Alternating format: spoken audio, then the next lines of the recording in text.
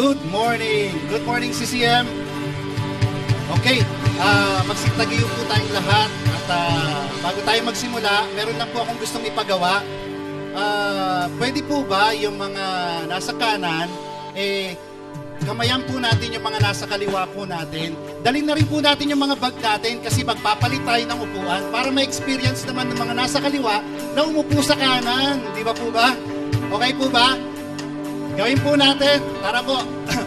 Habang nagpapalitan po tayo ng upuan, magkamayan na rin po tayo. Okay?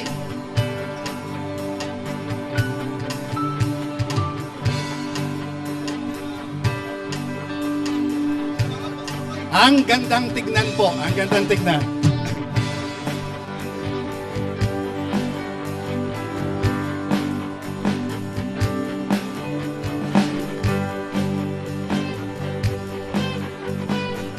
Okay, so nakasettle na po ba lahat?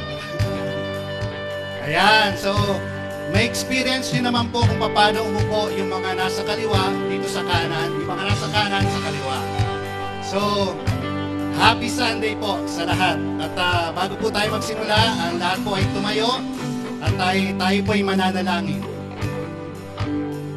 Yes, Father God, tunay na napakasaya, Panginoon, ng araw nito, Lord, at Ikaw ang aming kasama, Lord. At alam namin, Panginoon, na i-guide mo kami, Lord, sa buong maghapon na to, Panginoon. Lord, i-bless mo po ang aming pastor, Lord, na pagpapadalahan mo ng mensahe para sa amin, Panginoon.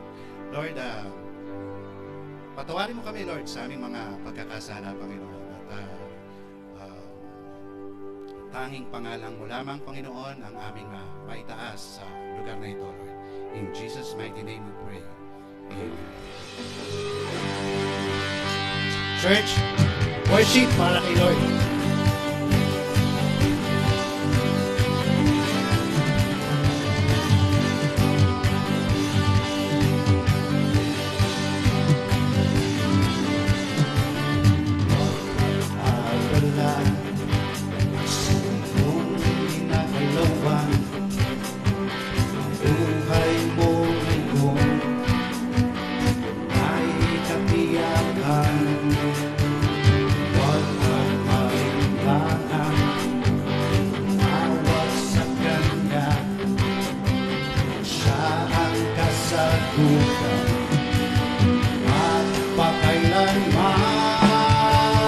Saya-saya, kay saya-saya na buhay kapag kasama ka. Kay ganda-ganda ng buhay kapag kapiling ka. Ikaw ang buhay ko, hindi magbabago. Walang katulad mo, O Jesus.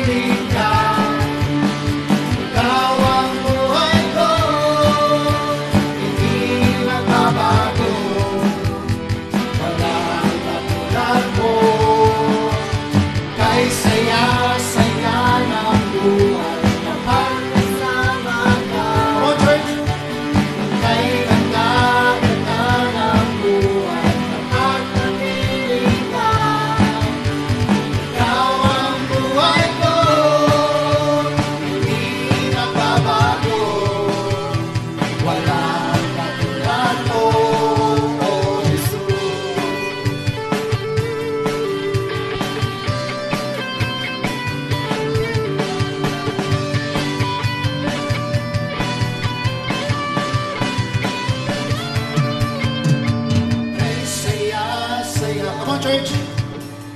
Kay ganda-ganda. Sabay-sabay tayo. Kay saya-saya. Kay ganda-ganda. Kay saya-saya. Kay ganda-ganda. One more time. Kay saya-saya. Kay ganda-ganda. Kay saya-saya ng buhay kapag kasama ka. Kay ganda-ganda ng buhay kapag kapiling ka. Ikaw ang buhay ko, hindi nagbabago. Wala ang katulad mo. Kay saya-saya ng buhay kapag kasama ka. Kay ganda-ganda ng buhay kapag kapiling ka. Ikaw ang buhay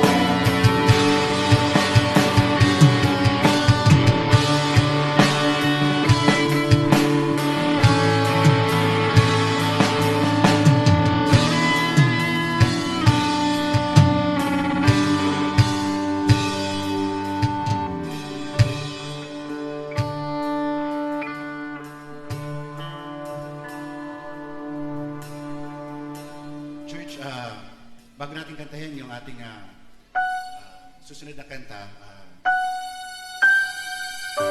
bigyan ko yung time para mag-reflect. So, siguro, kausapin natin si Lord. Hayaan natin pumasok siya sa puso natin. At maging banal na tahanan ni Lord yung mga puso natin.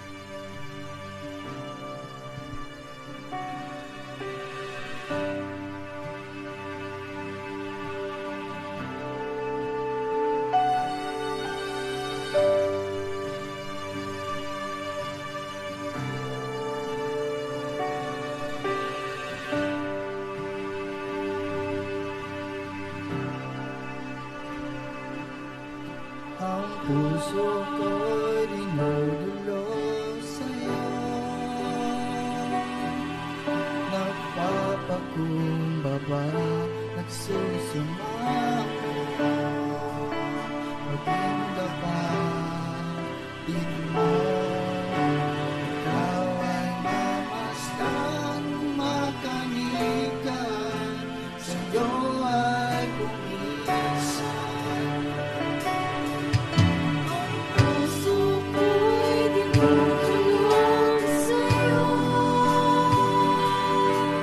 Nagpapakumbaba, nagsusumamo, pag-indapatin mo. Ikaw ay mamasdan, matanikaan, sa'yo ay bumisan. Loobin mo ang buhay ko'y maging banal mong tahanan. Luglugan ng iyong wagas na pagsinta. Daluyan ng walang hanggan mga mapulit pagsamba. Maghari ka, O Diyos, ngayon at kailanman.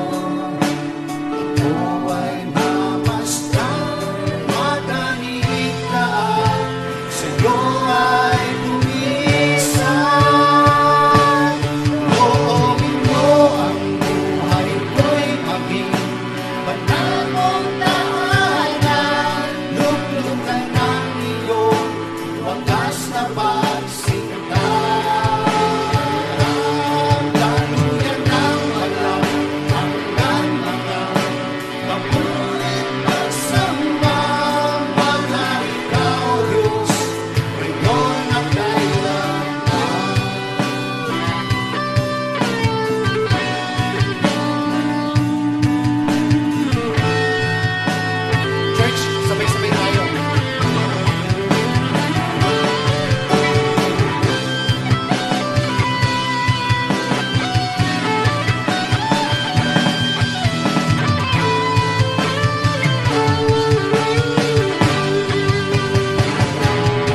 Loobin mo ang buhay ko'y maging banal mong tahanan.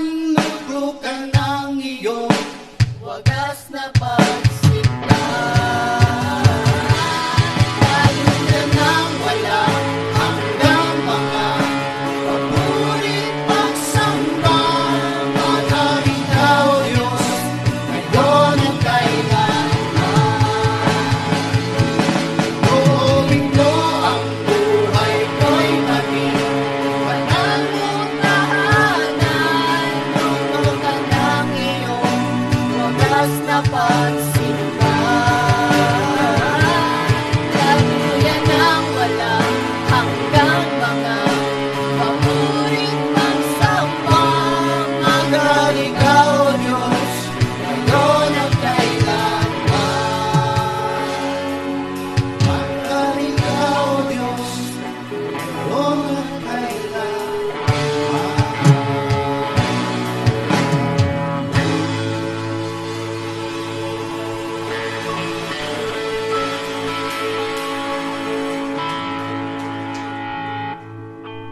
hindi si Lord ang magtatayo ng tahanan, sayang lang ang effort ng mga nagtatayo noon.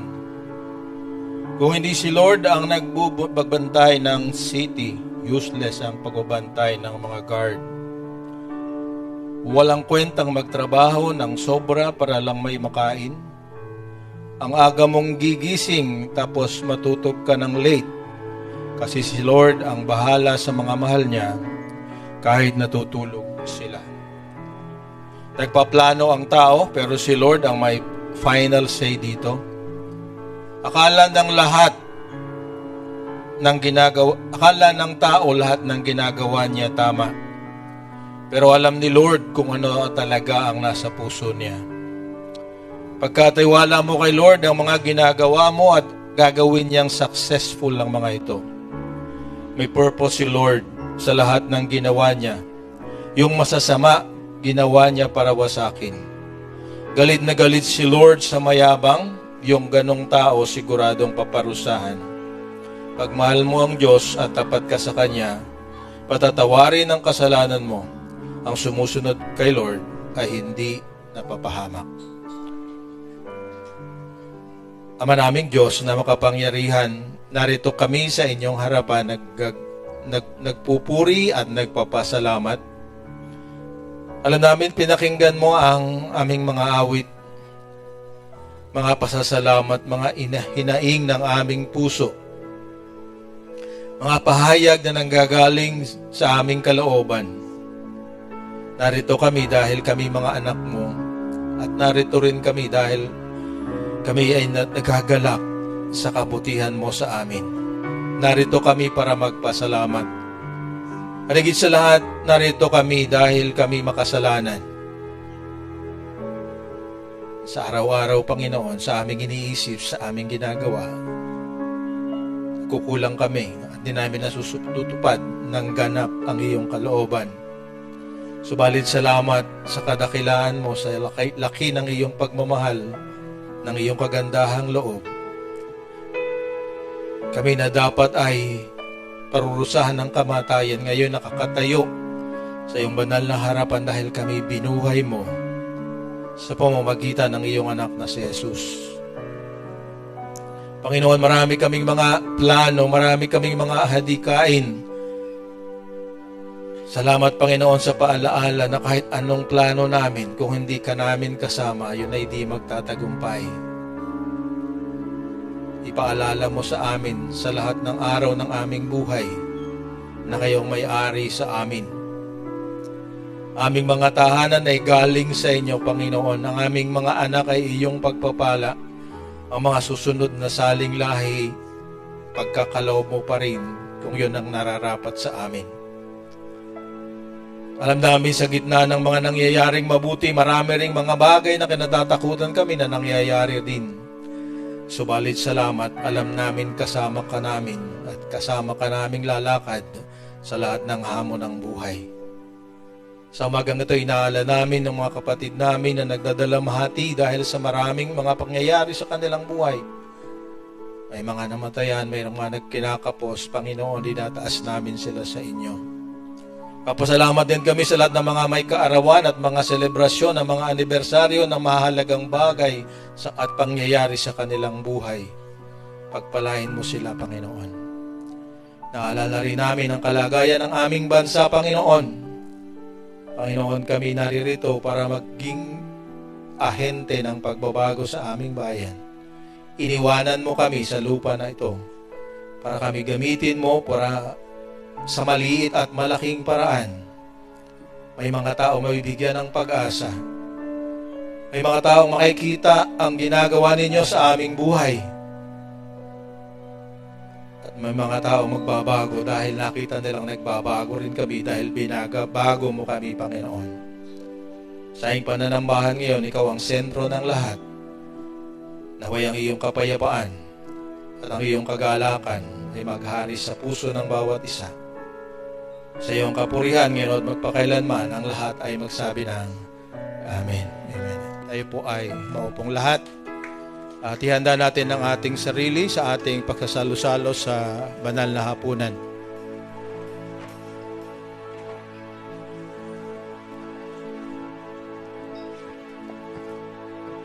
Yun. So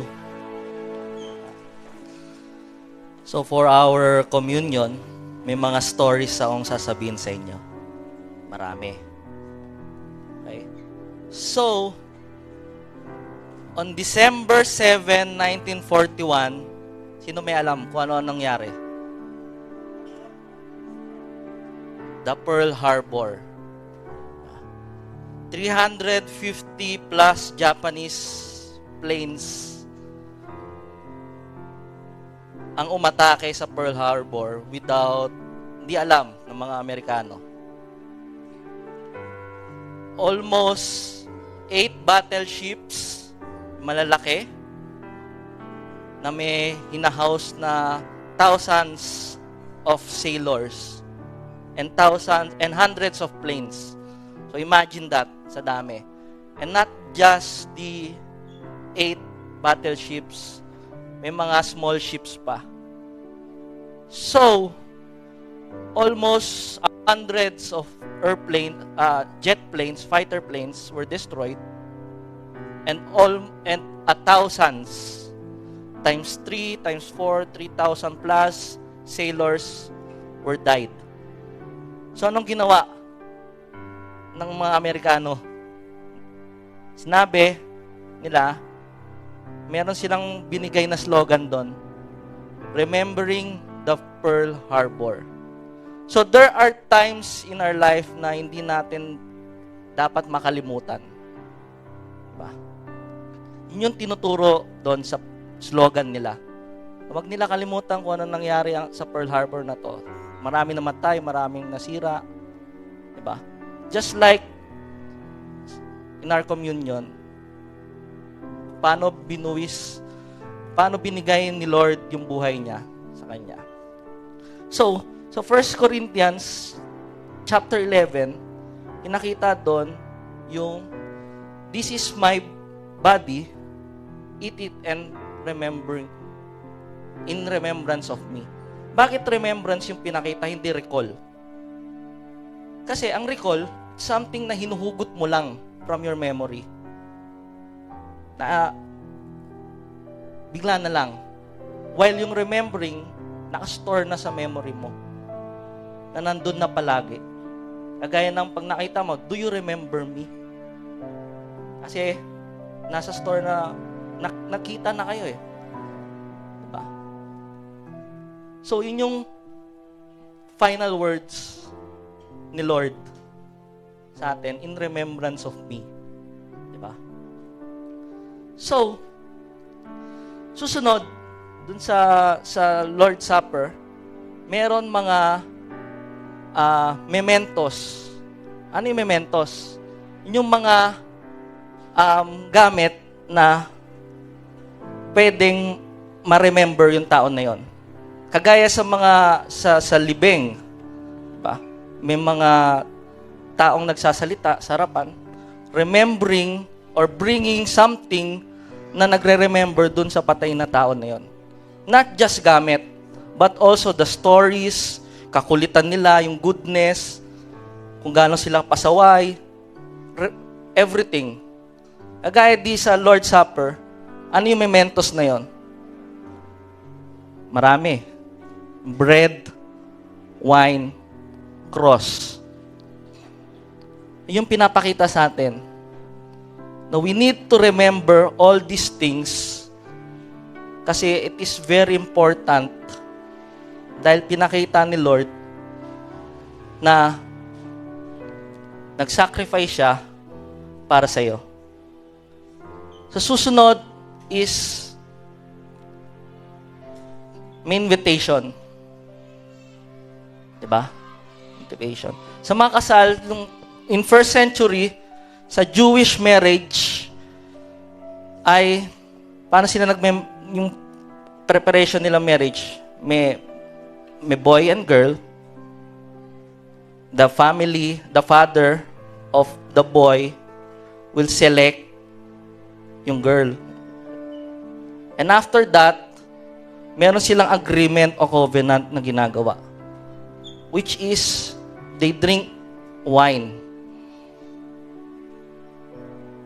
Sabi, this is a new covenant between you. Let's drink wine. Diba? It is simply saying, mahal kita. Diba? I love you. Sa lahat ng mga bagay. Yun lang yun. Simple lang. And the last we need to remember, may isa pa akong stories. There was a boy 1 and boy 2. Tandaan niyo yun. Boy 1 was driving, saan ba? Sa Marilake, for example. Di ba may mga zigzag doon? He was driving alone, casual driving lang, chill driving lang. Then may nakasalubong siya, si boy 2, who was driving 100 speed, kilometers per hour. And surprisingly, boy 2 was a honor student, was an excellent student. He was driving and he was drunk. Ano nangyari? Obviously, pagkaliko nila sa curve, sumalpok sila. Sino namatay? Si boy 1, who was driving or chill driving lang meron siya. Pero si boy 2, nabuhay. So, nung nasa court na sila, pinurusahan si boy 2 ng 12 months lang. So, nangyari sa boy 1, yung magulang ng boy 1, nagalit. Bakit 12 months lang? Buhay ng anak ko yung kinuha. Pero, di pa tapos ang judge. Sabi niya, 12 months lang, and he will serve sa jail. And may kasunod pa. On every year, on the same day, on the same month, you will go to the place kung saan namatay yung bata na yon. At di mo kakalimutan yon for the rest of your lives. Hanggang mamatay ka, pupuntahan mo pa rin yung bata na yon. So, paano natin ito i-relate? Just like tayo kay boy 2. Kahit sobrang galing natin, honor student, pero may mga kasalanan tayong nagawa, which namatay or binayaran ni Jesus dahil sa atin.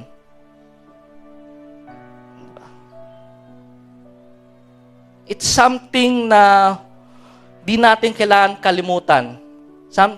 Di ba kagaya sinabi ko kanina, may mga bagay tayong di natin kailangan di natin kakalimutan. Kagaya nun, every year, on the same day, on the same month, on the same time, pupuntahan niya yung accident area na yon to remember kung ano ang nagawa niya na pagkakamali. Kagaya sa atin, we hold this communion every Sunday to remember kung ano yung nagawa natin. Remember the life of Jesus Christ sa buhay natin. So, yun yung pinapakita sa atin every communion. Always remembering. So, let's eat the bread.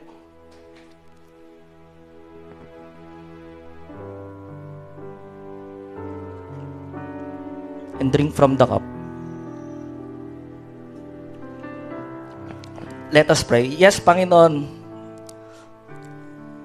on this, every time we do this communion, Panginoon, we will remember always yung buhay mo throughout the years. Ano yung mga ginawa mo, kung ano yung mga miracles, kung ano yung mga tinuro mo sa amin, Panginoon.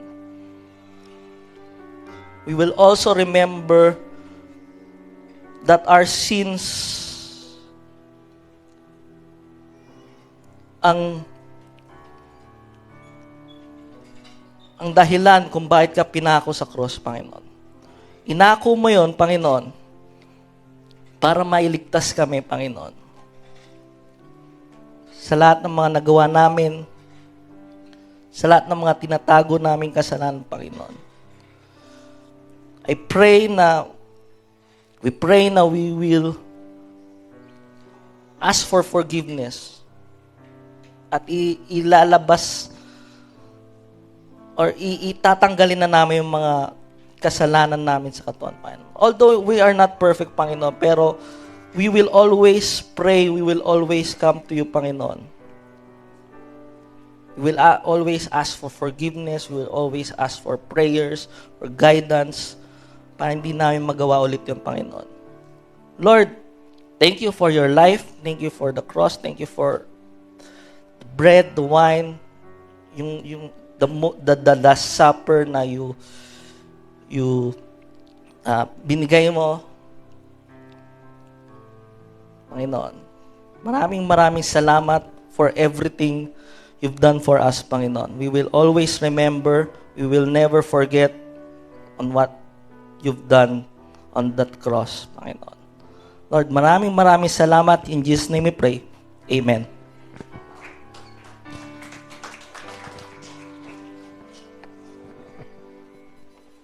Okay, so the key word, remember. So, we'll also remember today na birthday ni Sister Connie Arles. Happy birthday. Alam ko, online siya ngayon. I believe. Happy birthday din kay Jan at saka kay, ano pangalan ng pamangkin ni Kuya Darwin? Si Adrian. Yung Japanese ang pangalan, Adrian. Ayun siya. Hindi niyo mamimiss siya dahil pag nakasalubong niyo si Kuya Darwin, maalala niyo na siya. Happy birthday, Darwin. Alright, so, at yung iba pa na mga may birthday, sa Martes ay birthday naman ng anak ni si Sister LB. So, huwag niyong kalimutan ng maliit na bata na laging pakalat-kalat dito at nagpapakita ng napakagandang potential. Okay, so, na-miss natin si Sister Ann ang umalis, di ba? Sa Canada na. Sige, wala siya ngayon. So, kasi ba pang may mga kaarawan at may anniversary, salamat. At narito si Tatay, Tatay Frank at si Nanay Lai at ang kanilang mga anak na salamat. Kasama namin kayo ngayon. Mayroon po bang bagong muka na first timer na bisita kayo? Pakita yung nga po yung mga nasa likod na mga first timers na sino pong nag-invite sa kanila? Si Kuya Michael. Ayan. Parami ang kabataan. Salamat. Welcome po sa CCM. Sabihin nga natin sa kanila, welcome po. 1, 2, 3. Yan. Yes. Babalikan natin yung mga magagandang karanasan natin. Thank you for coming today. So, muli, napaalala natin na every Tuesday morning ay Tuesday morning ko tuloy. Naalaala ko kasi Brother Danny. Narito ba si Brother Danny? Ayan. Siya magiging first time niya ngayon to sa ating morning devotion. Kaya wag niyong mamimiss. 6 o'clock every morning. 6 to 6:20, something like that. Meron tayong morning devotion at tayo ay nag-a-assign ng maraming mga elders at mga kabataan na willing na i-share. At kung kayo po ay available and willing, ay pwede natin ilagay din sa ating group. At parami ang ating ng group. Maraming interesado. The last count, I think, is 643. Kaya lang, yung sa 643, mga less than 100 ang regular na nag-a-attend ng morning devotion. Kaya I encourage you na sana ay makasama kayo sa regular attendees doon sa morning devotion. And then Thursday, ay meron din tayong meeting, yung life group meeting, it's open to everyone. So, ang ating pong yung ating ginagamit na Zoom account, papalit-palit, depende kung kanino yung available. Katulad nung Thursday na napakaganda ang naging meeting ay si, bakit kaya naiwanan ko yata yung aking utak sa bahay? Si Tito yan ang account niya. Tapos kumisa naman account ko. So napakaganda rin ang ginawa ni Kuya Mike ngayong umaga. Nagpalitan tayo ng upuan. So pero nahalata ko ang kanyang agenda kasi nawala yung kondito. Derito sila. Para makita ni Ate Joanne kasi pag naanito. Alright. So sa Sabado, sino nakakaalam ng Sabado? Ano ang special sa Saturday? Kung di nyo pa alam, ay tawagin natin si Kuya Kit at saka si Ate Alaysa para ipaliwanag yung kung anong mangyayari sa Saturday. Nasa si Alaysa? Nagtuturo. O sige. Hello po. Ayan. Good morning. So gaya nga ng sabi ni Pastor, yung mahalagang event para sa Sabado is yung ating sports fest. So sana Pastor, wait lang. Ay, sorry ako. Okay. Samahan nyo kami sa Capitolio, Pasig City. Ang oras niyan is 8 to 5. So yung mga hindi pa registered, punta lang kayo dun sa sa group chat ng Youth Goals. Meron doon Google Forms. Kung hindi nyo alam kung paano mag-register, puntahan nyo lang yung mga kuya at ate nyo sa mga small groups nyo. And ano ba yung mga kailangan, ano ba yung mga expect natin doon? So, una, maglalaro tayo ng basketball, maglalaro tayo ng volleyball, maglalaro tayo ng badminton, and doon sa mga hindi sporty, meron tayong team building game. Syempre, gusto naman natin na lahat tayo masaya, di ba? Tama? Yeah. So, ayun. Ano yung mga kailangan nating dalhin? So, Kuya Arvic, pwede pa-flash? Yan. Things to bring. Extra clothes. Syempre, pag pinawisan tayo, ayaw naman natin na uwi tayong mabaho tayo at pawisan, di ba? Nakakaya sa katabi natin sa commute. Sunod, water bottle kasi water bottle lang kasi nagpo-provide kami ng water doon. So, wag nyo nang isipin na kailangan nyo pang bumili ng tubig. Next, yung towel para sa pawis. And personal med. Syempre, baka mamaya may mga hikain, ganun, or may mga allergies. So, dalhin nyo na din yung mga personal meds nyo. Pero ito yung pinaka-importanting dadalhin nyo. Ito, pakinggan nyo ha. Diba winning event to? So, dalhin nyo yung kaibigan nyo. Yan. Huwag nyo kakalimutan yung kaibigan nyo. Siyempre, ayaw naman natin na tayo lang yung masaya, di ba? So, sama nyo yung mga friends nyo para makasama natin sa fellowship, sports fellowship na to. And eventually, masama natin din sa church. Di ba? Naman yung gusto natin. So, see you on Saturday. So, yun. Thank you. And let's enjoy and have fun on Saturday. Thank you. Yung bang hindi magkapalista sa Google, pwede rin pumunta roon.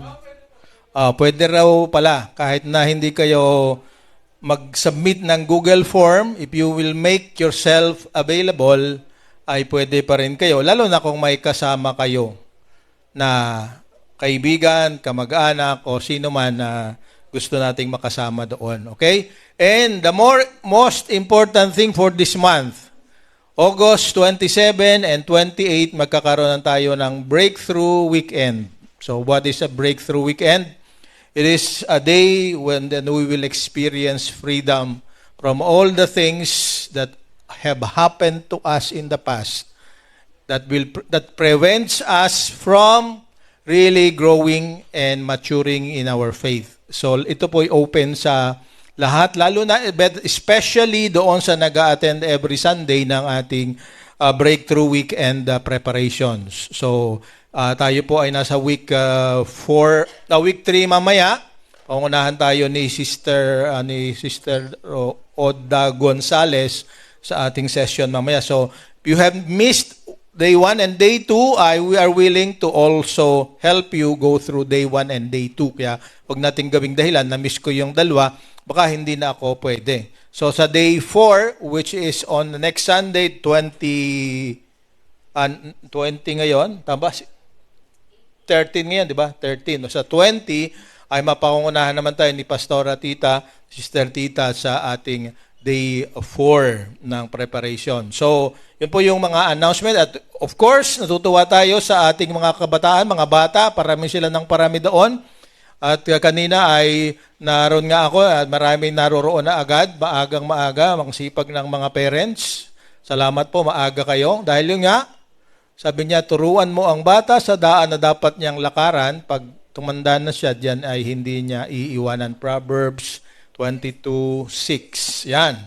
So, kung nais natin na mayroong magandang kinabukasan ng ating mga anak, ang pinakamakakapag-provide noon ay ang ating Panginoon na dapat makilala nila as early as possible. Did I miss anything? Yun nga, yung mga iba pang pina-flash sa atin ay, yun nga, meron tayong mga ministry groups sa tech team, saka sa ating worship team, sa media. Mamaya nga pala, tuloy ba, Brother Danny, yung ating presentation mamaya ng plans and programs ng tech team?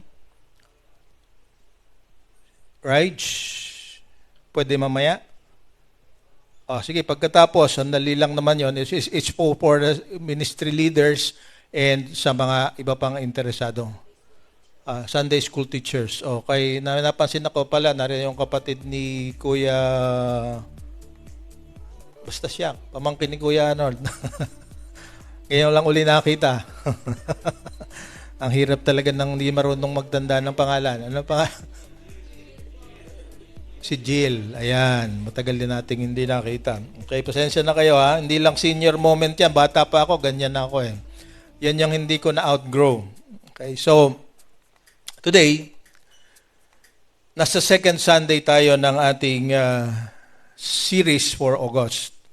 Ang title ng ating series, Unexpected Turnarounds. O mga hindi inaasahang pagbabago o pagbabago.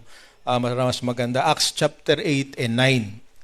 And last Sunday, kung natatandaan nyo, kung narito kayo, kaya nasa online kayo, pinag-usapan natin ay enemies became friends. Diba? Enemies became friends. At yun na isang unexpected turnaround. Ang dahilan, kasi merong isang diakno o isang food server, isang pinili ng kanyalang mga kasamang Kristiyano na nag-grow, nag-mature. From food serving, nagiging gospel presenter or evangelist. Siya si Philip. Kaya gusto kong makita natin na hindi permanente. Tulad nung narito sa kanina, may nakita ko kay attorney. He will make a good preacher very soon. Di ba? Tama ba ako? Do you believe that he is? Hindi lang magiging attorney, magiging pastorni. Ha? Meron ako kakilalang pastorni sa DCAS. Ang kanyang program sa DCAS ay tungkol sa mga overseas Filipino workers tuwing alas 8 ng umaga.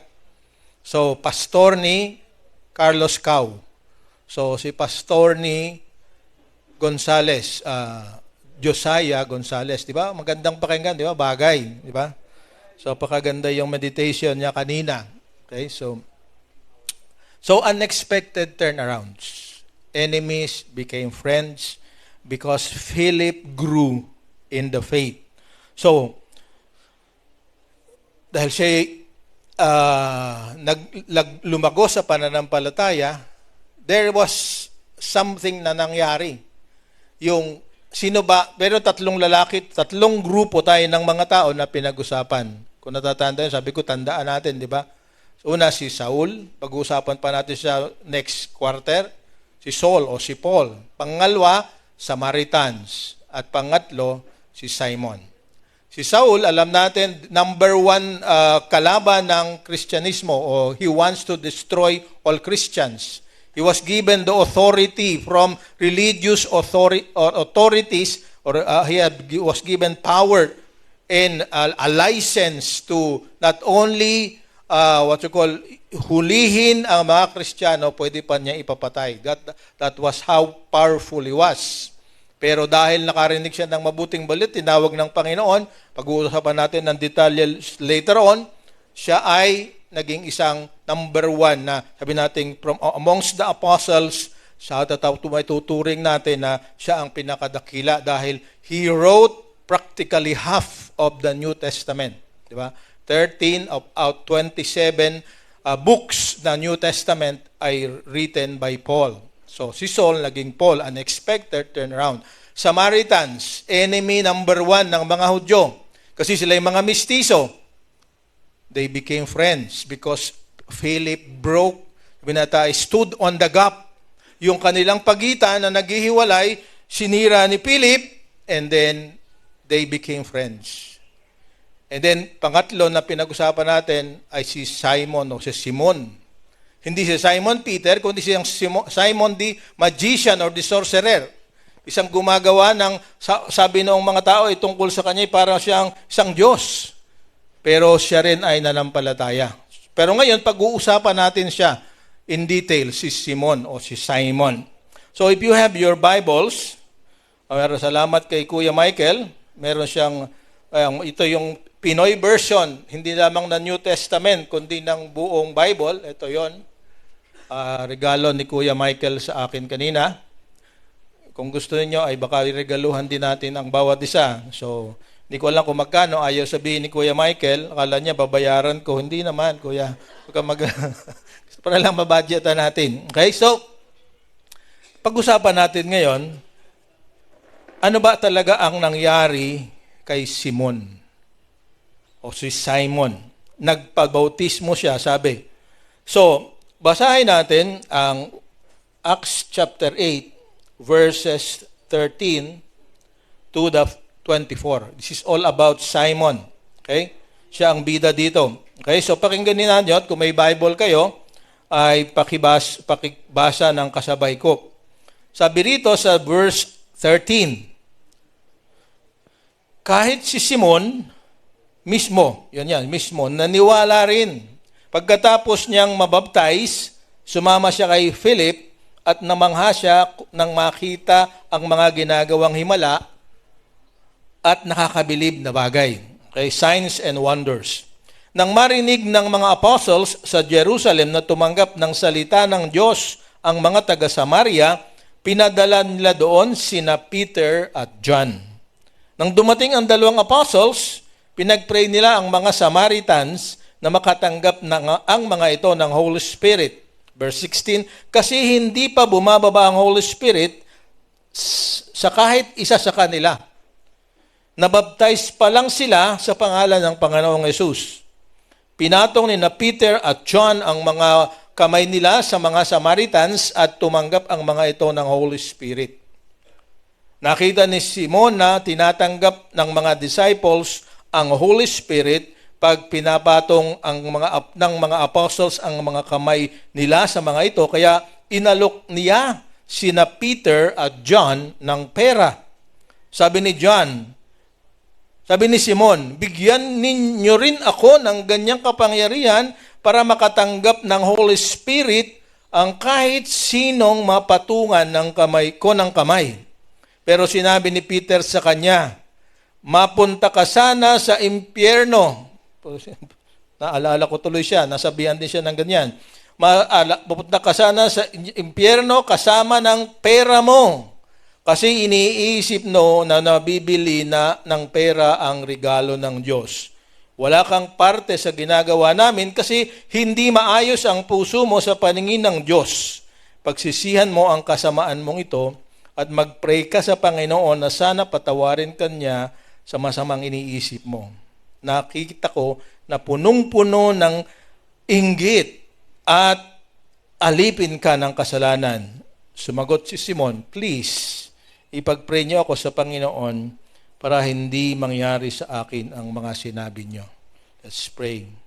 Lord, may the meditation of our lips, the words of our mouth, the thoughts that we'll express, be unto you, be blessed by you, that it will transform our lives, that we can discern who we are, where we are, and what we are doing are pleasing to you, and we are on the right place so that we can grow. This is our prayer in Jesus' name. Amen. So, ihanda natin ang ating sarili. Ang title ng pag-uusapan natin, Manifestations of False Faith and Fraudulent Ministries. Mga manifestation o mga ebidensya or mga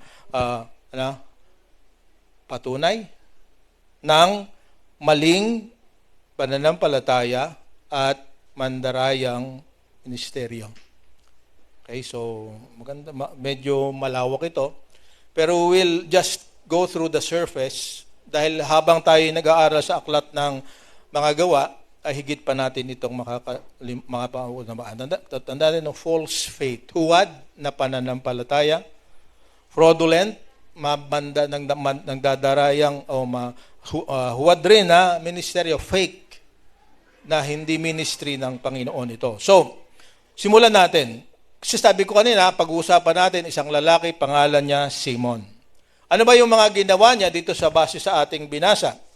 So makita natin sa ating nabasa, sabi ay si Simon ay sinundan, minatyagan at binabantayan ang lahat ng ginagawa ni Philip o ni Felipe, ni Pedro at ni Juan kasi meron siyang interest sa nakikita niya. So he can have power that enables them, yung si Peter, si John, and si Philip, to do mighty things. Kasi nagpapagaling siya ng mga patay, ng mga may sakit, magpapabibigay ng, let's say, ng paningin sa mga bulag, at all signs of wonders na nagagawa ng ating Panginoon at ng mga apostol ay nagagawa rin ni Philip. Yun ang kanyang progress sa kanyang pananampalataya.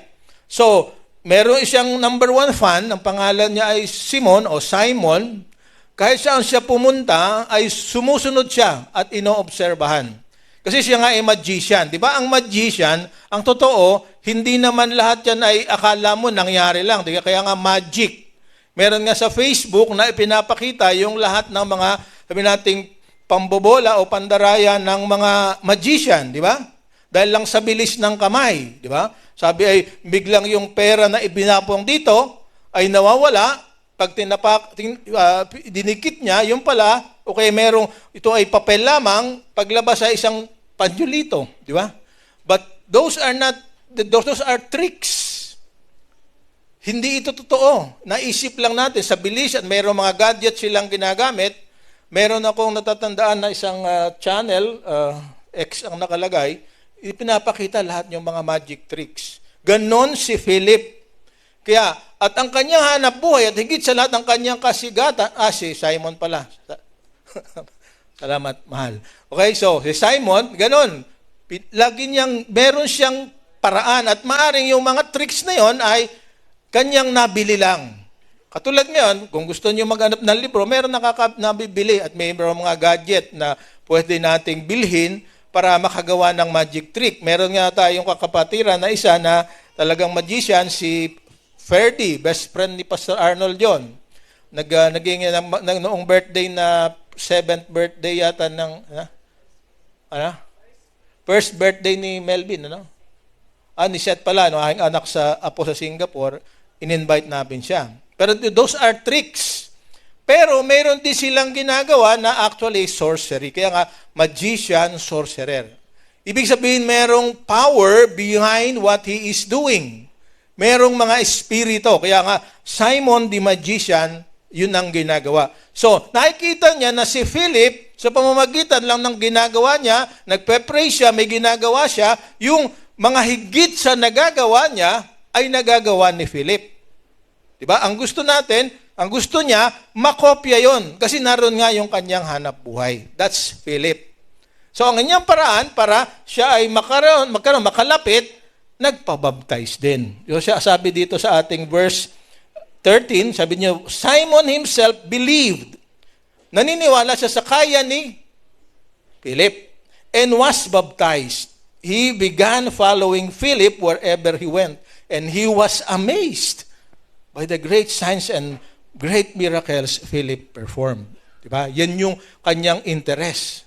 Okay, so, nang makita niya ito, nadagdagan pa ang kanyang interest sa verse 18 and 19, kung ating babasahin, dumating si Peter at si John, mas higit pa yung nakita niya. Kasi yung mga nabaptize, sabi dito, nabaptize in Jesus' name, ay hindi pa na infill or na-anoint ng Holy Spirit. Mapaliwanag natin kung ano nangyari. So sabi niya, yung nagdakita ng kanyang motibo, sabi niya sa verse 19, let me have this power too. Sana magkaroon din ako niyan, and this is what I will give. Bayaran kita. Bigyan mo lang ako kaya na kapag nilay-hands ko, yung nangyayari sa taong na nilay-hands ko, magaganon din. Magandang objective sana, but the wrong motive. Diba? Maling paraan. Kaya sa mamaya ipaglaban ng kamatiz. So, maaaring, ano ba sinasabi nito sa atin? Dapat tanongin natin ang ating sarili, why am I really in this church? Why do I believe? Yung bang dahilan ay tama? Kasi mamaya ipaliwanag natin kapag mali ang dahilan, maaring ang ating pananampalataya ay sabi nating huwad. Okay, so pagpatuloy muna natin bago natin i-conclude. Okay, so sa verse 14 to 17, ating pag-aralin, kasi ating ginagawa natin ay ating talagang pinag-aralan piece by piece para makita natin yung talagang objective, especially ni Luke sa kanyang pagsulat ng Book of Acts. So, noong mabalitaan ng mga apostol, tandaan natin, nang si Philip, nang kumalat ang lahat ng mga Kristiyano o na sumusunod kay Kristo, naiwan pa rin sa Jerusalem yung 12 apostles. So, hindi nila inaasahan actually na itong iba sa kanila, maaaring hindi lang si Philip ang nagpunta sa mga Samaritans. Nabanggit ko ito nung last Sunday because the place of Samaria is safe for them. Why? Because yung mga Hudyo, ayaw nila ng Samaritans. Kaya kung sila'y nasa Samaria, hindi sila susundan ng mga Hudyo na merong prejudice or ayaw sa mga Hudyo. Kaya nga, it's a safe place, di ba? Kung gusto mo na ikaw, sabi nila, kayo wanted,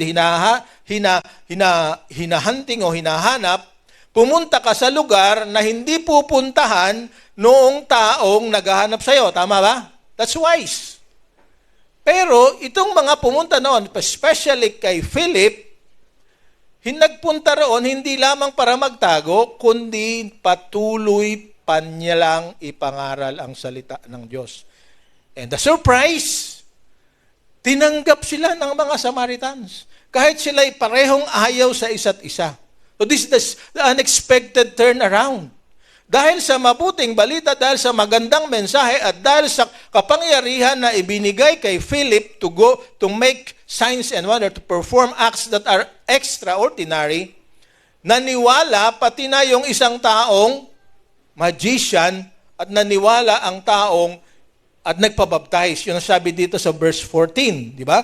Sabi doon ay 13 pala. So ito yung nabalitaan, hindi inaasahan ng mga apostol. Tanggalin kaya natin itong damit, baka ito nakakamala. Okay, so hindi inaasahan, gano'n nangyari. So nang mabalitaan, of course, ito yung tamang gawin, di ba? Pag may nabalitaan ka, huwag kang basta maniwala. Diba? Tingnan mo talaga. So the apostles, they do not expect the Samaritans to turn to the Lord.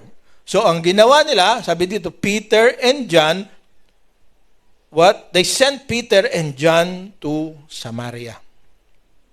So, pagdating doon, at tuklasan ni Peter at ni John, na yung baptism na ginawa ni Philip, parang may diferensya. Di ba? Sa Matthew 28, 19 and 20, sabi doon, go therefore and make disciples of all nations, baptizing them in the name of the Father, the Son, and the Holy Spirit. Pero si Philip, ang sabi dito, sabi sa pagkasabi ni Luke, sa verse 15, they had only been baptized in the name of the Lord Jesus. Ako, iniisip ko, bakit nagkaganon? Merong lapse. Bakit pangalan lang ni Jesus ang ginawang baptism? I listened to many commentaries, and this is what I found out. That was done through the power of the Holy Spirit intentionally. Kasi kailangan may mangyari to confirm not only to those who are there but also to the apostles that the gospel is not only for the Jews. Di ba sabi natin sa Acts 1:8, di ba? And you shall be my witnesses through in Jerusalem, in Judea, to Samaria, and to the ends of the earth. So gusto kong tandaan natin, even the apostles are not really aware of where they will be brought. Kung saan sila dadalhin ng Panginoon. Di nila inaasahan na talagang lalawak at hindi lamang sa mga Hudyo ang pupunta. This is the next step sa progress ng presentation or preaching of the gospel. All the prejudices, all the let's say the hindrances ay unti-unting tinatanggal. Kaya nagbaptize si Philip in the name of Jesus at yung evidence na the Holy Spirit infilled these persons was not there. So ano ang evidence base sa Old Testament, sa New Christians noon, na na-infill ang isang tao ng Holy Spirit? Okay? Hindi ko sinasabi hanggang sa panahong ito, yan yon. But in Acts chapter 2, kung natatandaan natin, when the Holy Spirit descended on the apostles and the disciples on the day of the Pentecost, the evidence that they were infilled by the Holy Spirit or anointed by the Holy Spirit is speaking in tongues. So, I believe then when Peter and John laid their hands on the Samaritans, they also spoke in tongues. I quoted this from John MacArthur, Grace to You. The evidence, Acts chapter 10. When Cornelius was visited by Peter, after Peter prayed for them, then the Holy Spirit came down and the Gentiles, beginning with Cornelius, spoke in tongues. So, and one thing na naalaala ko doon, they were infilled by the Holy Spirit even before they were water baptized. Kasi sa mga baptism, pag-usapan natin next Sunday ito, introduction lang, masyadong controversial to. Bakit ka ba binabaptize?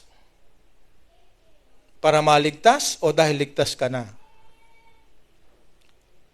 Kailan ka ba dapat i-baptize? Merong mga denominations na nagbabaptize maliit pa lang para mapatawad yung kanila, matanggal yung original sin. And even in the Protestant circle, maraming nagbabaptize, baby pa lang. But alam natin, susunod na linggo, pag-uusapan natin, the eunuch was baptized after he declared his faith. And he was really interested in it. So, hindi naman yun ang topic natin ngayon, sa linggo pa lang.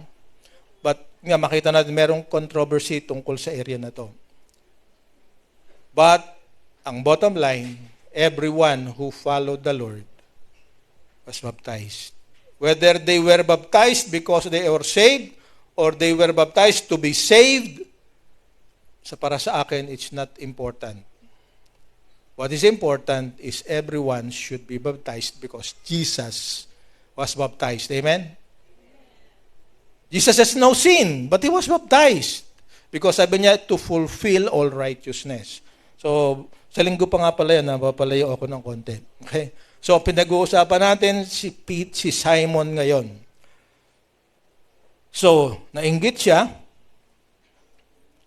nakita niya ang effect, which, ang totoo, yun ang kaya siya sikat dahil meron siyang ginagawang katulad noon. So gusto niya na yung kanyang kakayanan ay higit pang madagdagan. Kaya sabi niya kay Peter and John, sabi niya, pahingi. Para hindi naman nakakahiya, ito bayad.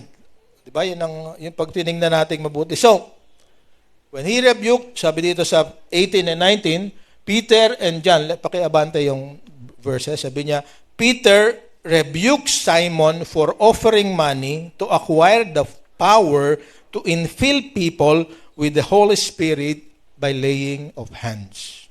Bakit ito importante na dapat nating tandaan?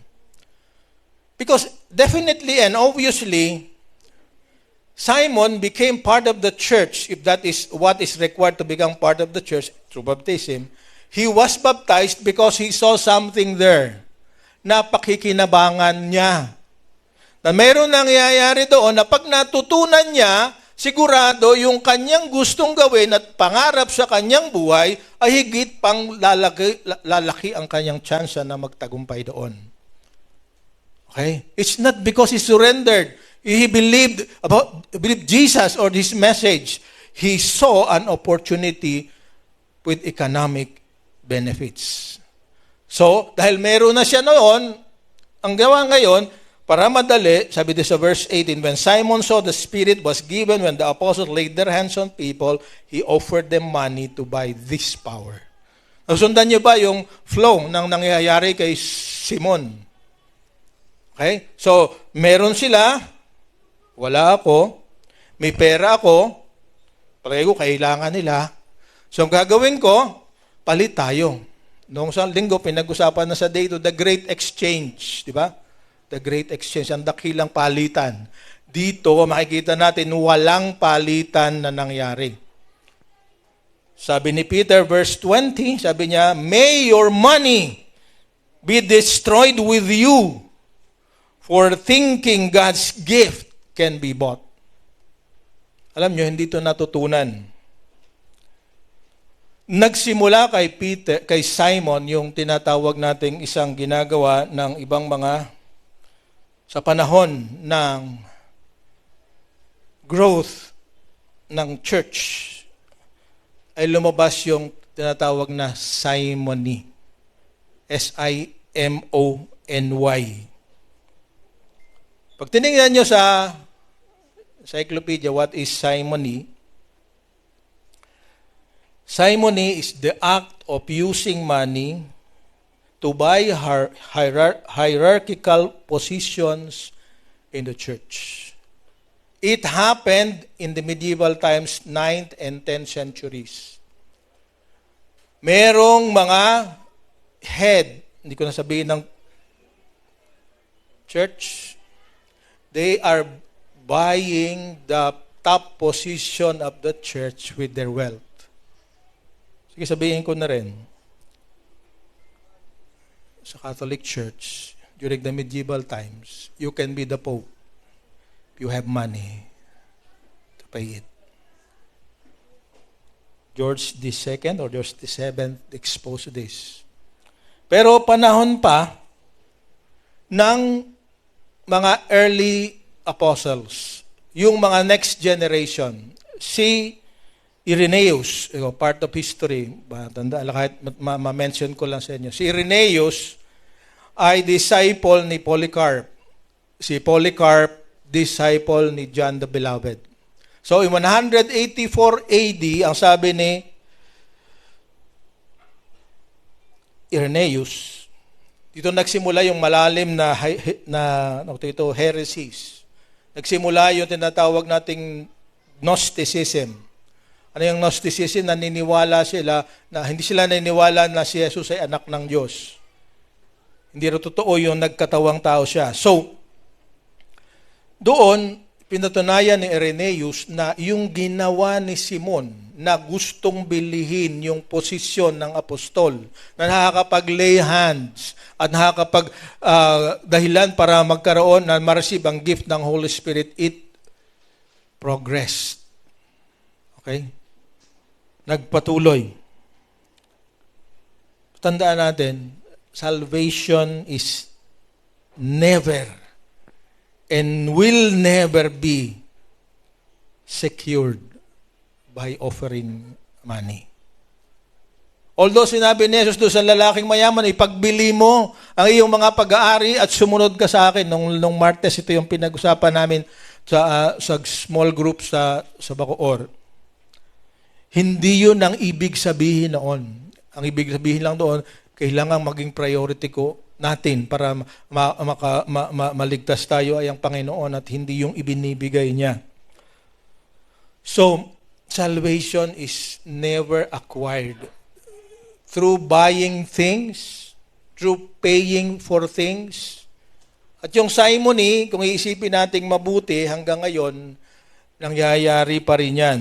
Sabi ng isang article na nabasa ko, examples of sin of simony is in the selling of the religious articles that have been blessed, such as chaplets, crucifixes, holy pictures, relics, religious candles, religious medals, rosaries, scapulars, statues, water fonts, and the list goes on and on.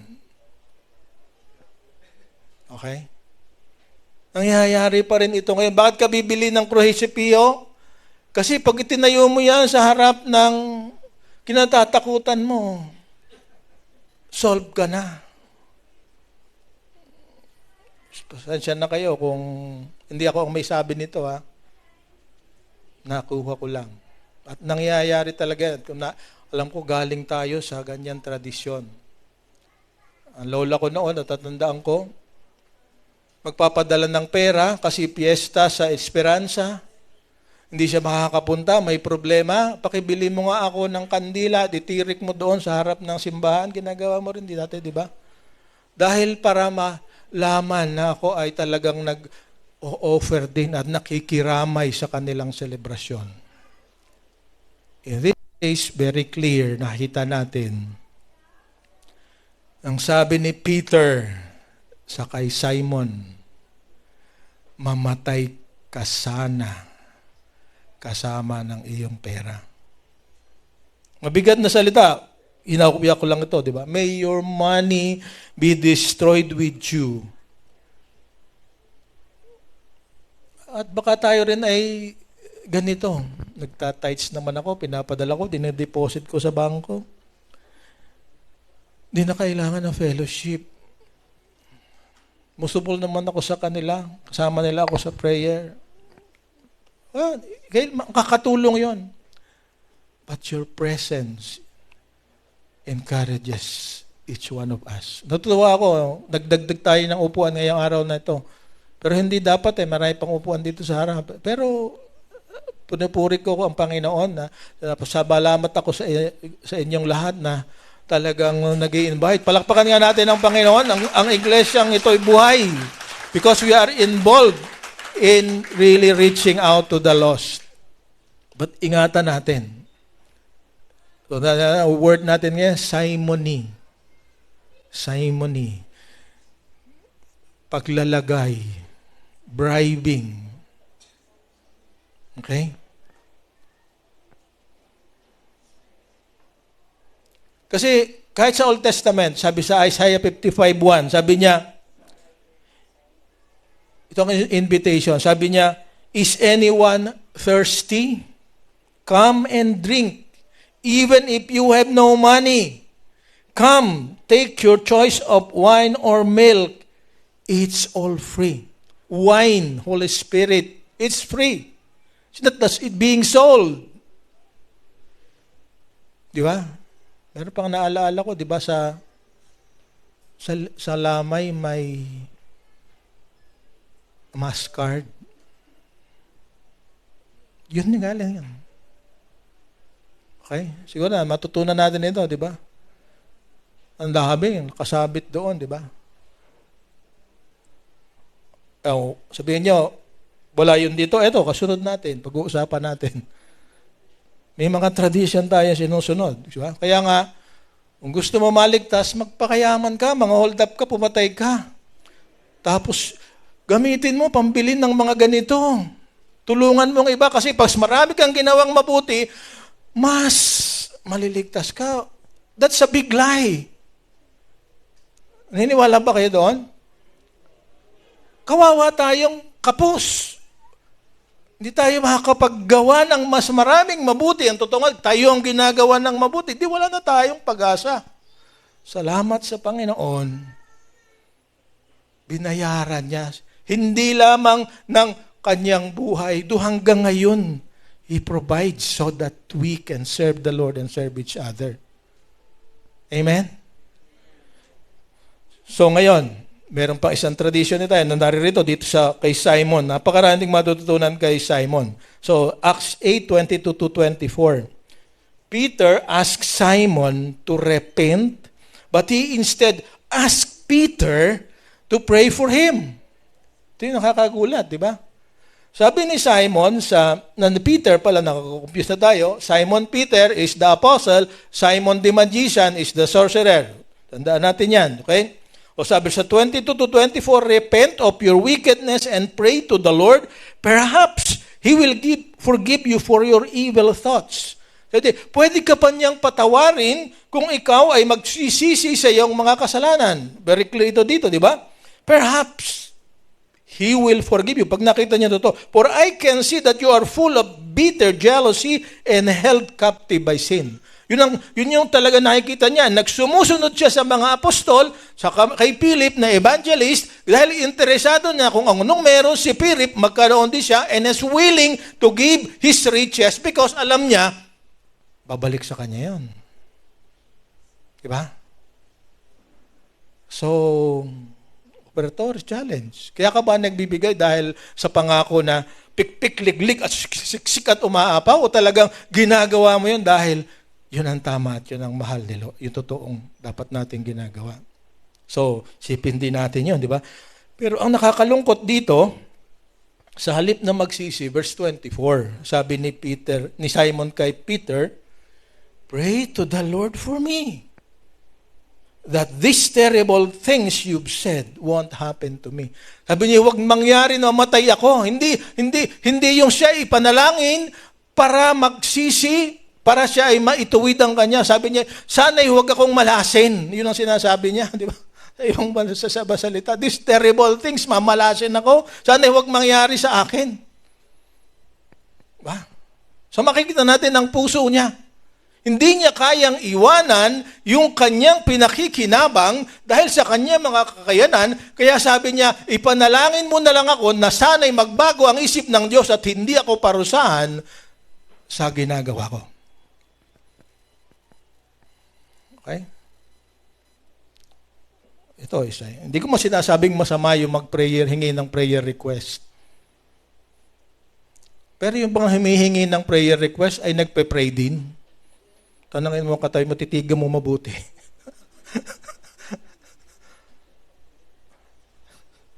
Sabihin mo sa kanya, parang ikaw yan ha. O parang tayong dalawa. Naalaala natin si pastor, si elder para magpe-pray, pero tayo hindi nagpe-pray. Yun ang ginagawa ni Simon, di ba? Ang masakit dito, yun nga, hanggang sa kasalukuyan, ito'y pinapractice ng iba. Habang buhay, kapatid natin, kamag-anak natin, ito'y pinagpe-pray na makakilala sa Panginoon. Pagkatapos, may nagtuturo pa, dapat namatay na, pag pinray na iba, may pag-asa pa. Maliwanag sa ating binabasa ngayon na walang katotohanan ang bagay na yan. We are accountable for our own sins. No one can repent for you. Sabihin mo ko sa tabi mo, hindi mo ako pwedeng magsisi para sa iyo. Pero pwede kitang sisihin.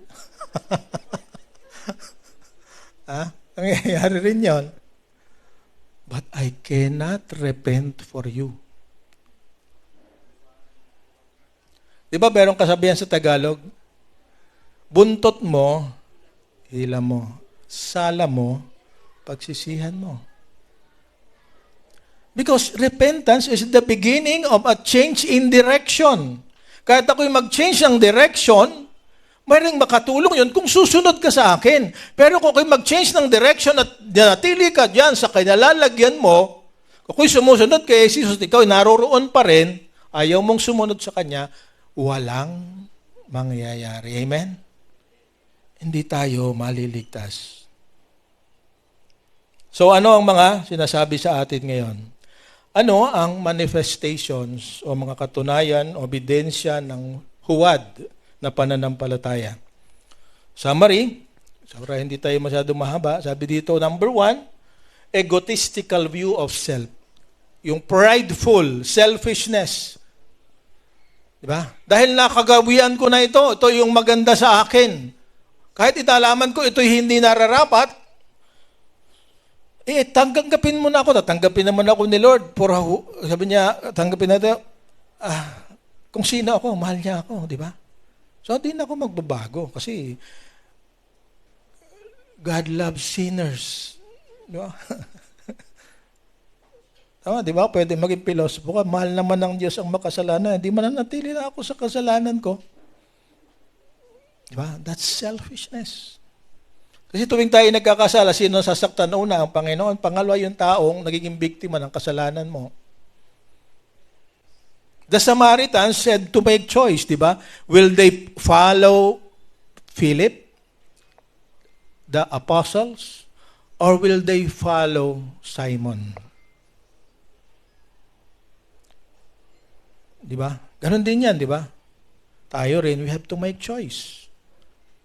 Susundin ba natin ang mga tradisyon ng ating mga magulang dahil yun ang makakabuti sa atin, mananatiling payapa ang ating pamilya pagka hindi tayo umalis? The choice is ours. Diba? So hanggat hindi mo sinusuko ang sarili mo, hindi mangyayari yun. Kasi ang totoo, pagka nga tumunod ka sa Panginoon, maraming di matutuwa. Tinalikuran mo yung dati natin. Dito na tayo lumaki, anak. Dito na tayo namamatay. Nanay, nasa putikan tayo hanggang tumanda ba tayo? Alam na natin ang totoo. Hindi natin iiwanan yun. Pangalawa, focus on external evidence of salvation. Nariyan yung mga reference natin. Ang iba, ang ebidensya ng salvation ay, ang ganda ng buhay, tahimik, laging masaya. Masagana, natatanggap yung lahat ng gusto.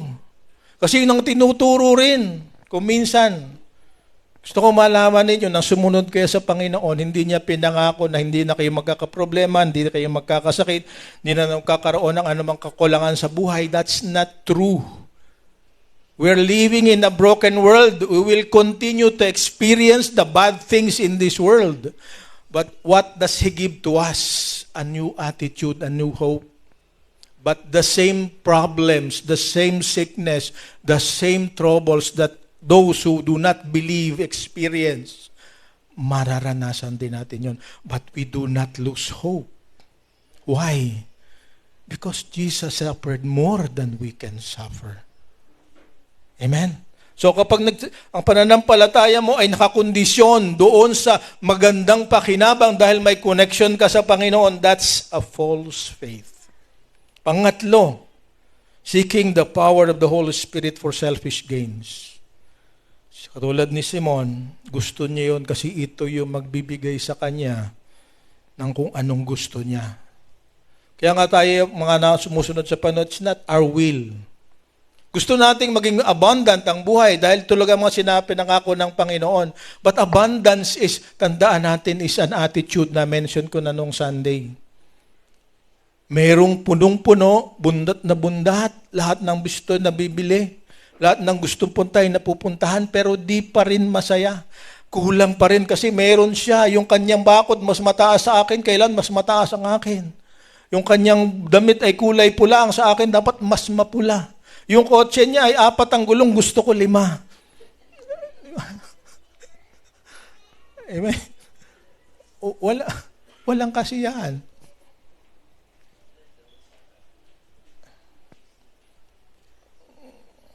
Ang huli, believing personal sins can be forgiven through the acts of others. Yes, we can pray for each other.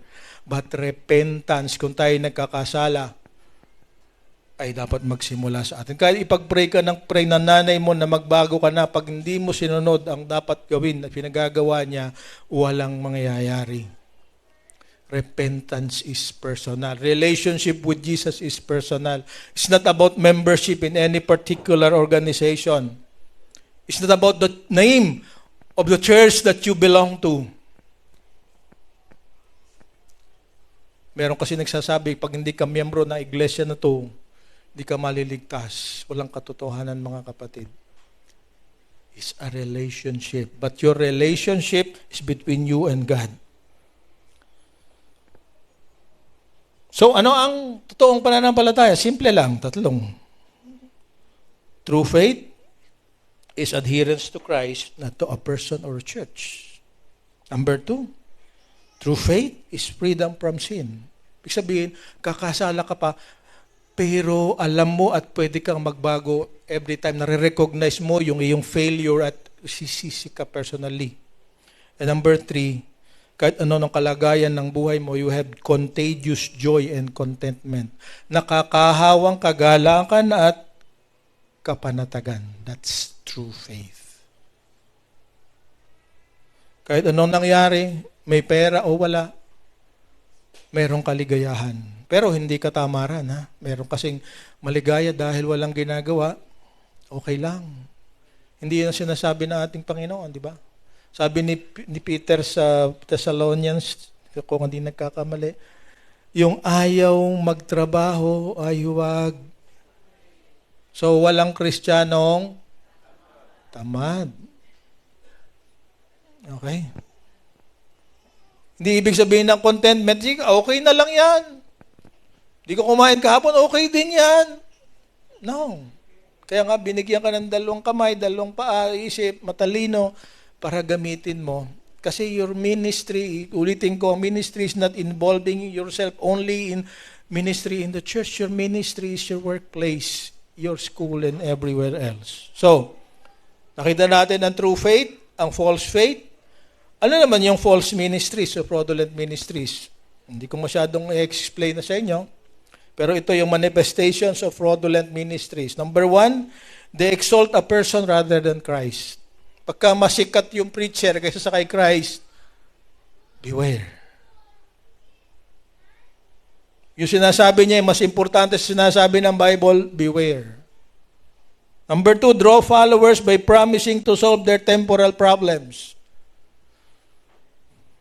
Yung mga pansamantalang problema, sabi niya, pagka naririto ka, kasama ka namin, wala lahat yan. Beware. Number 3, present supernatural exhibitions and ask for donations. Napakarami nyo sa television, di ba? May mga crusade pa nga. Punta natin sa, ang totoo, na biktima rin kami niyan. Minsan, dahil dyan sa kuwan. Hindi, doon sa... Hindi ko na sabihin kasi meron natitisod pagka kinukwento ko yung mga naobserbahan ko. Okay? Lastly, fraudulent ministries talk a lot about money, prosperity, good health, but very little about God's purpose. God's purpose for humanity, that all will, 2 Peter 3:9, ang Diyos daw ay ang Panginoon na hindi nagmamadaling bumalik, but He wants everyone to repent everywhere, every place. Yun ang purpose, ang gusto niya maligtas ang lahat. Kaya hindi pa siya bumabalik.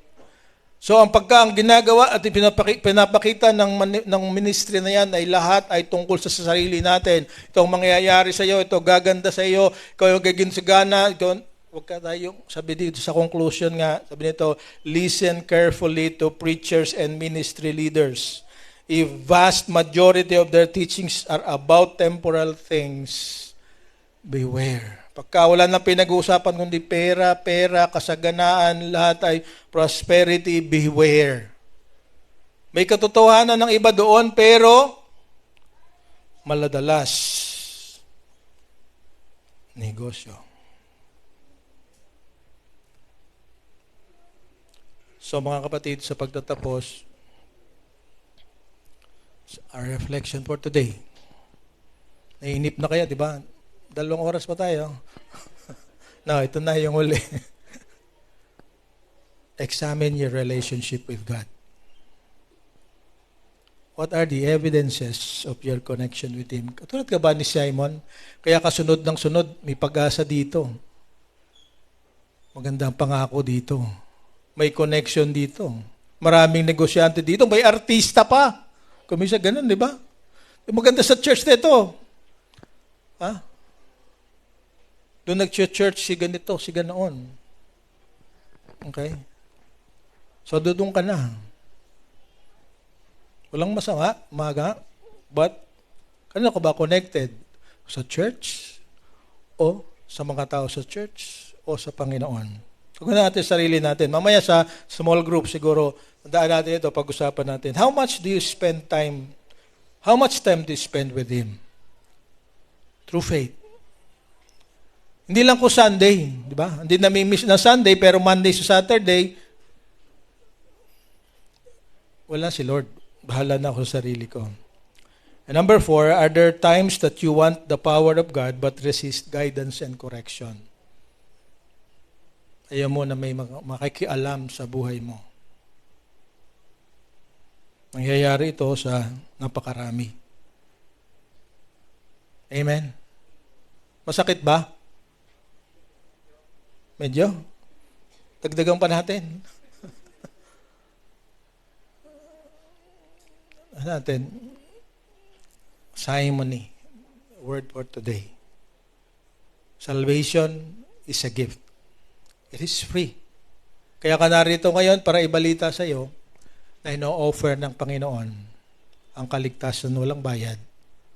Di siya nangangako na malawala yung lahat ng problema mo, pero babaguhin niya ang puso mo para yung problema maging opportunity para maranasan mo ang kabutihan niya. Hindi natin mararanasan na magpasalamat sa kapangyarihan ng Diyos na magpagaling kung hindi tayo magkakasakit, di ba? Hindi rin magkakaroon ng value ang ating kinikita kung hindi tayo makakakita ng pagkakataon na parang kulang to. But we will always experience the power of God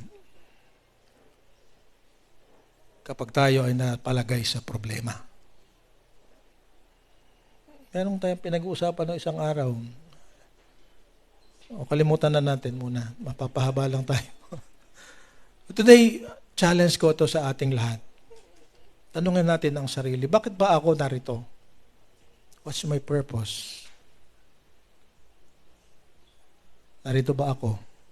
Dahil talagang mahal ko ang Panginoon. Tayo ito ba yung lahat?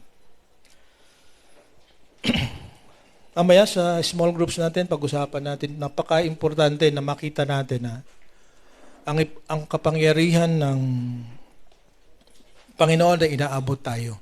Pero kung minsan, mas masipag ang tukso. Kasi nga yung tukso, pag tayo'y mahina, lumalaki ng lumalaki.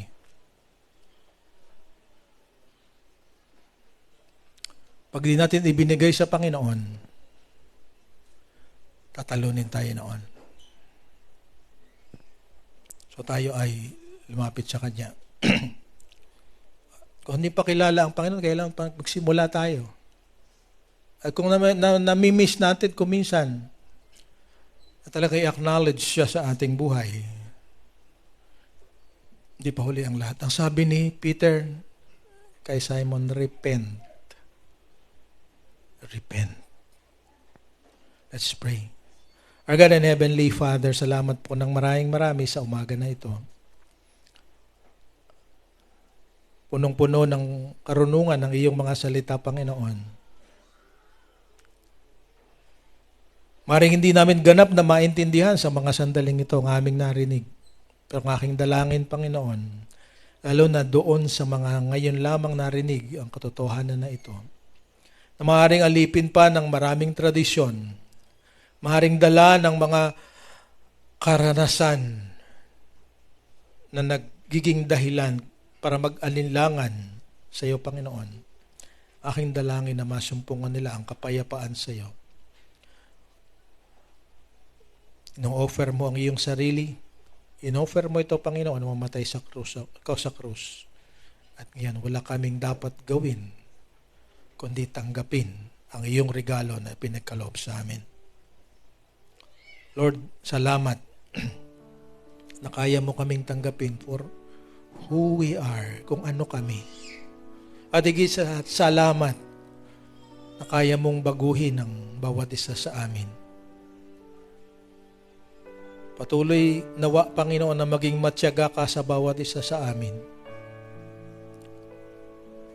Patuloy nawang magsalita ka sa amin sa araw-araw.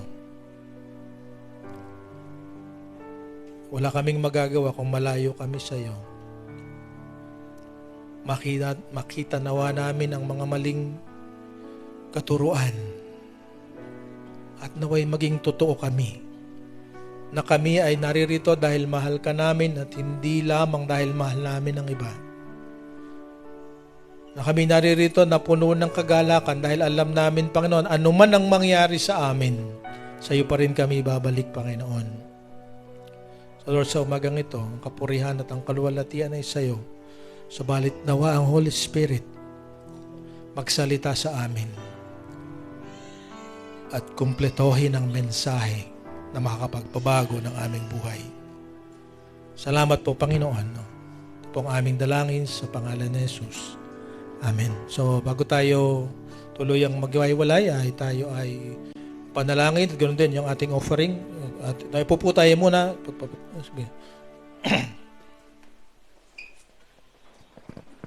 Salamat po, Pastor. Very challenging po yung na-mention ni Pastor dito. Kaya lang nabanggit lahat ni Pastor lahat yung gusto ko sabihin. Kaya,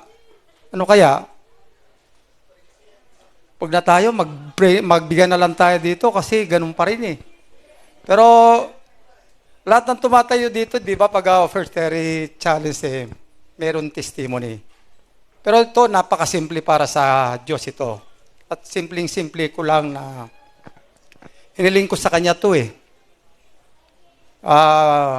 before or past pandemic, siyempre marami ang hindi nakapagtrabaho. So, anong ibig ko sabihin? Na-challenge ako doon Kasi may pangako ako sa Diyos na yun nga na after pandemic,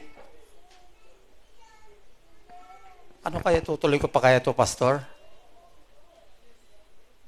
Kasi ang hiling ko lang sa Diyos noon kung paano madadagdagan yung aking binibigay na tithes and offering. Pero wala ako resources Pandemic, 2 years ago, at dumating nga itong 2023 at sinagot ng Diyos yun. Small amount lang naman Hindi ko napabanggitin kung magkano yon. Kasi ang hiniling ko lang sa Kanya, madadagdagan yung aking tithes. Kasi yun ang challenge sa akin kasi nai-pledge ko yon. Pero itong taon na to, at nasinagot nga yon. From February hanggang ngayon, salamat sa Diyos. At binigay niya ngayon. Siyempre, small, sabi nga natin na malit lang na kalihilingan ito. Pero lahat namang sabi nga natin, pag gumiling tayo sa puso, sigurado ibibigay ng Diyos yon. Napakasimple lang yon. Dadagdagan lang yung aking tithes and offerings. Ano pa kaya kung halimbawa kung talagang taimtim tayo nananalangin ng malalaking bagay, o kaya sabihin ko na lang nangangarap ako, magkakaroon ako ng kotse. Siguro pwede. Di ba?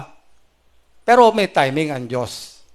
Sa atin, lahat dito, yun ang challenge sa atin Na pag talagang gagamitin natin ito sa pamamaraan ng Diyos at ibibigay natin yon para gamitin yon. Unang-una, sa health ko.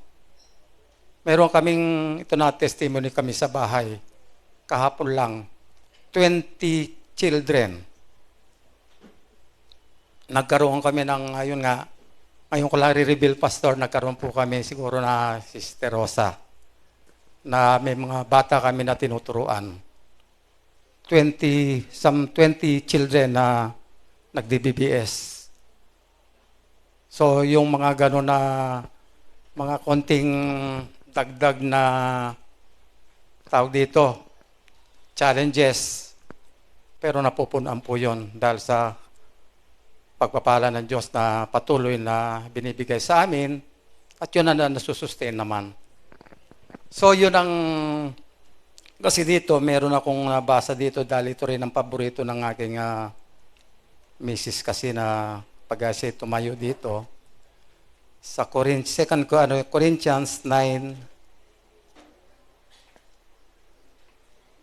sabihin na dito malabo na yung mata, pasensya na po. Sabi niya dito, ito ang ibig kong sabihin. Ang nagtatanim ng kaunti ay aani ng kaunti at ang nagtatanim ng marami ay aani ng marami.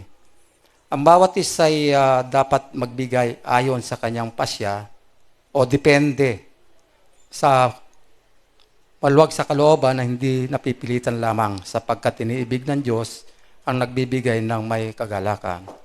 Kanina ang nabanggit ni Pastor ito. Hindi lamang tayo napipilitan, kundi kusa tayong magbibigay ayon sa ating kapasyahan. So kanina, yung mga naisulat dito, lalo na sa in terms of money, minsan nagagamit sa hindi maganda yung, ayun nga, nababanggit ni Pastor. Kaya sabi ko kanina, mag-pray na lang tayo at bigyan na lang natin yung karapat-dapat nating ilagay dito sa offertory box na to. So anyway, yun lamang po at samahan niyo po ako sa pag-pray at yanda po natin ang ating mga kaloob, ang ating mga offertory. Okay, let us pray. Maraming Diyos na makapangyarihan sa lahat. Lord, tunay po na napakayaman niyo, Panginoon. O, hindi po may kukumpara kahit ano pong mga bagay na dito sa mundo, Panginoon, dahil po yung kayamanan na yan ay nakalan po para sa mga taong, Lord, na humihiling sa iyo, na may kapayapaan ng puso, at tunay po yung kanilang kahilingan, hindi lamang po sa mga money matters, Panginoon, kundi sa bawat pagsubok, sa bawat relasyon na nasisira, Panginoon, sa bawat sakit, Panginoon, na ngayon ay marami po ang nakakaranas, Lord. Dahil alam po namin, Lord, na walang hanggan ang iyong pagkapala, Panginoon. Kaya, Lord, sa umaging ito, patuloy po kami, Lord, na binibigay namin ang aming bahagi, Panginoon, upang sa ganon, dahil mahal niyo po kami, at kailangan po, Lord, na ibigay din po namin ng pagmamahal, hindi lamang po sa perang ito, kundi yung presensya namin dito sa aming iglesia, Panginoon, na bawat linggo, Panginoon, Lord, nakikita mo na parami po kami ng parami, Panginoon. Ito po yung ebidensya na kung bakit po, Lord, hindi po kami nangihinayang o hindi po kami napipilitan lamang na pumunta dito sa iglesia namin, Panginoon, kundi, Lord, dahil kami po inyong mga anak at mahal niyo po kami, Lord. Nawa ang mga bagay na ito, Panginoon, na iaalay namin sa inyo, Panginoon, ay gagamitin po namin sa magandang pamamaraan na nais mo, Lord, upang makatulong kami, hindi lamang po sa iglesyang ito, kundi doon sa mga taong karapat-dapat na tulungan po namin, Lord. Kaya nga po, Lord, maraming salamat po. Sa pangalan ni Jesus, ito pong samot dalangin. Lahat ay magsabi ng Amen. Church, suffering time.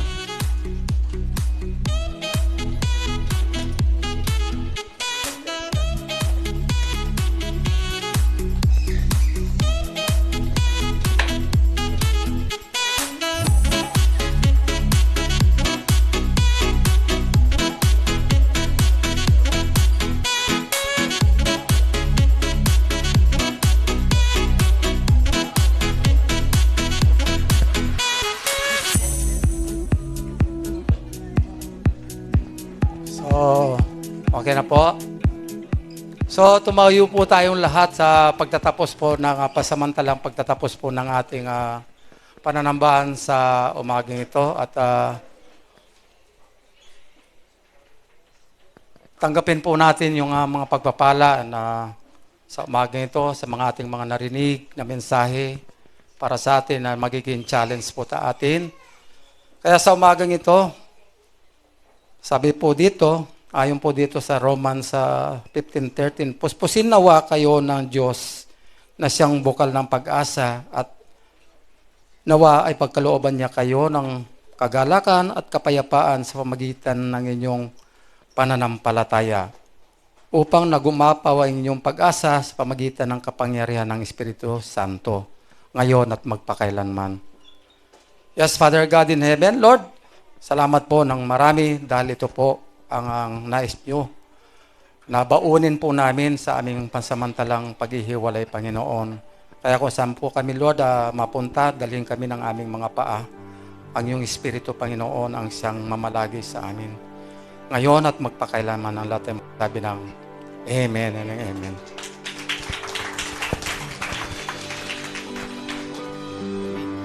Okay po, bago tayo mag-uwian, ating pong papurihan muli ang ating Panginoon.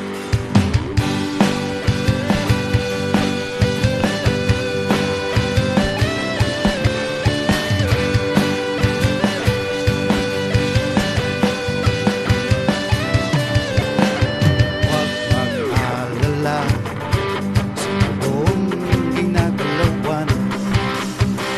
Buhay ko ngayon may katiyakan. Huwag mag-alinlangan, tumawag sa Kanya. Siya ang kasagutan magpakailanman.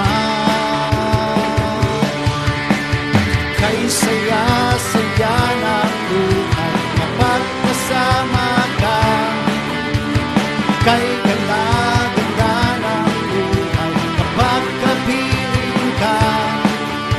Ikaw ang buhay ko, hindi magbabago. Walang katulad mo, O Jesus.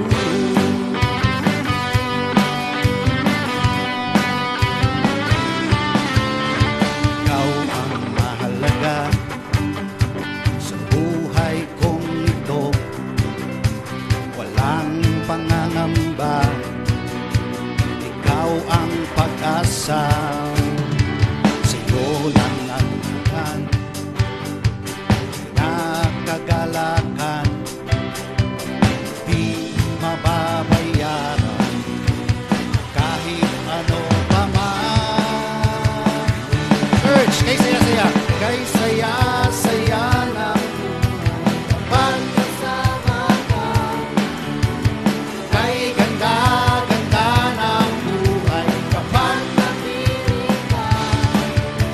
Ikaw ang buhay ko, hindi nagbabago. Walang katulad mo, O Jesus.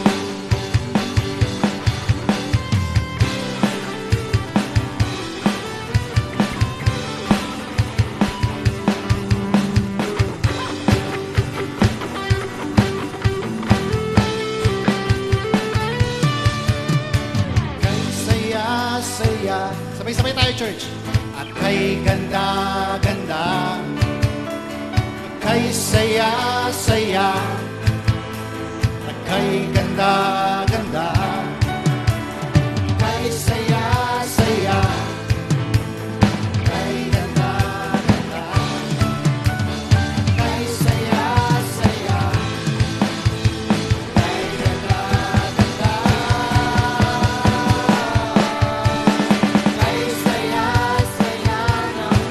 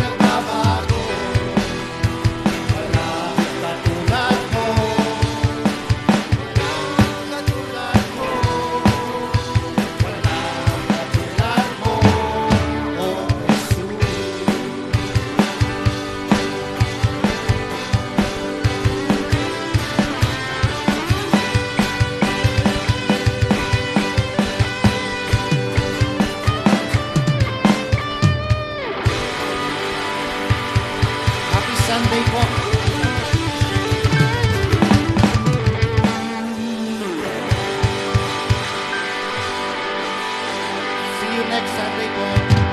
God bless.